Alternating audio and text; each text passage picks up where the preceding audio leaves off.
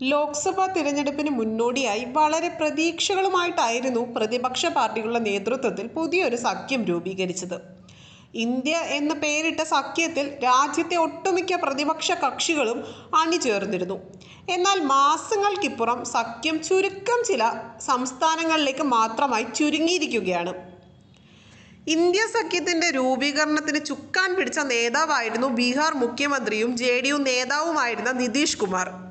സഖ്യത്തിന്റെ മുഖമായി പ്രധാനമന്ത്രി സ്ഥാനാർത്ഥിയാകാൻ വരെ നിതീഷ് കുമാർ ആഗ്രഹിച്ചിരുന്നു.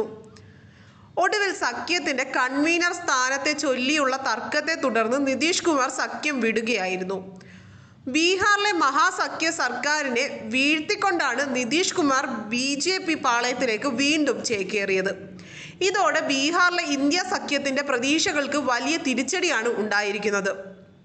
നിതീഷ് കുമാർ സഖ്യം വിട്ടതിന് പിന്നാലെയാണ് UPയിൽ നിന്നുള്ള മറ്റൊരു സഖ്യകക്ഷിയായ RLDയും മുന്നണി വിടുന്നത്. ഇന്ത്യ സഖ്യത്തിന്റെ ഭാഗമായി 7 സീറ്റുകളിൽ RLD മത്സരിക്കുമെന്നുമായിരുന്നു ധാരണ. എന്നാൽ BJP 2 സീറ്റുകൾ ലോക്സഭയിലേക്കും 2 രാജ്യസഭയിലേക്കും വാഗ്ദാനം ചെയ്ത RLDയെ റാഞ്ചുകയായിരുന്നു. ഫലത്തിൽ UPയിലെ സഖ്യം കോൺഗ്രസിനും SPയ്ക്കും ഇടയിൽ ഒതുങ്ങി. SPയുമായുള്ള സഖ്യത്തിൽ 17 സീറ്റിൽ കോൺഗ്രസ് UPയിൽ മത്സരിക്കും. മമതാ ബാനർജി ഇന്ത്യ സഖ്യത്തിന്റെ ഭാഗമാണെങ്കിലും ബംഗാളിലും ത്രിപുരയിലും സഖ്യമില്ല. ബംഗാളിലും ത്രിപുരയിലും കോൺഗ്രസും CPMുമായിട്ടാണ് സഖ്യമുള്ളത്.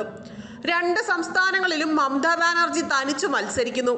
കോൺഗ്രസ് സഖ്യത്തിന് മമതയ്ക്ക് താല്പര്യമുണ്ടെങ്കിലും CPMനെ അടുപ്പിക്കില്ല എന്നാണ് അവരുടെ നിലപാട്.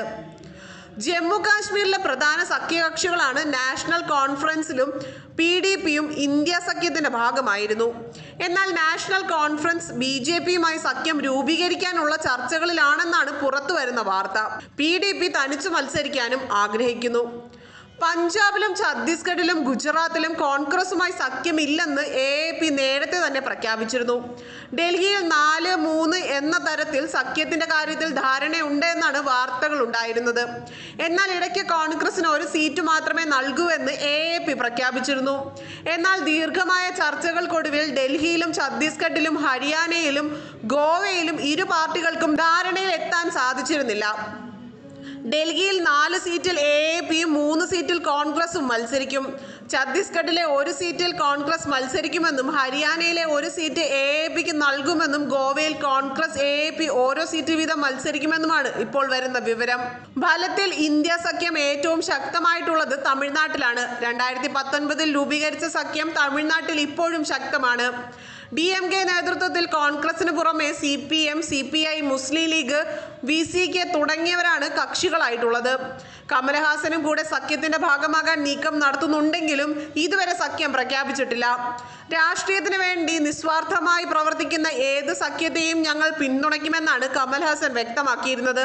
പ്രാദേശിക മാടമ്പി രാഷ്ട്രീയം കളിക്കുന്നവരുമായി ഒരിക്കലും തന്റെ പാർട്ടി കൈകോർക്കില്ല എന്നും എന്നാൽ ഇന്ത്യ സഖ്യത്തിൽ ഇതുവരെ ചേർന്നിട്ടില്ല എന്നും കമൽഹാസൻ വ്യക്തമാക്കിയിരുന്നു. മക്കൾ നീതിമയം സഖ്യത്തിന്റെ കാര്യത്തിൽ ചർച്ചകൾ നടത്തിക്കൊണ്ടിരിക്കുകയാണ്. ഇക്കാര്യത്തിൽ എന്തു സംഭവിച്ചാലും അത് മാധ്യമങ്ങളെ അറിയിക്കുമെന്നും കമൽഹാസൻ പറഞ്ഞു.